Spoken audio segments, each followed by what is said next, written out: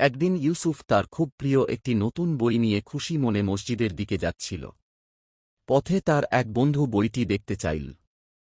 ইউসুফ হাসিমুখে বইটি তার হাতে দিল। কিন্তু অসাবধানতাবশত বইটির একটি পৃষ্ঠা ছিঁড়ে গেল। বন্ধুটি খুব ভয় পেয়ে ক্ষমা চাইল। ইউসুফ একটু কষ্ট পেলেও মনে করল, আল্লাহ ক্ষমাশীল মানুষকে ভালোবাসেন।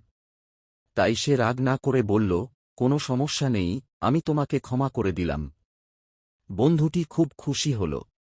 পরে শিক্ষক বললেন যে অন্যকে ক্ষমা করে আল্লাহ তার মর্যাদা বৃদ্ধি করেন। এই ঘটনা থেকে সবাই ক্ষমার গুরুত্ব শিখল।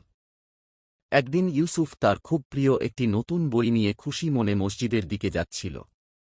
পথে তার এক বন্ধু বইটি দেখতে চাইল। ইউসুফ হাসিমুখে বইটি তার হাতে দিল। কিন্তু অসাবধানতাবশত বইটির একটি পৃষ্ঠা ছিঁড়ে গেল। বন্ধুটি খুব ভয় পেয়ে ক্ষমা চাইল। ইউসুফ একটু কষ্ট পেলেও মনে করল, আল্লাহ ক্ষমাশীল মানুষকে ভালোবাসেন। তাই সে রাগ না করে বলল, কোনো সমস্যা নেই, আমি তোমাকে ক্ষমা করে দিলাম। বন্ধুটি খুব খুশি হল। পরে শিক্ষক বললেন যে অন্যকে ক্ষমা করে আল্লাহ তার মর্যাদা বৃদ্ধি করেন।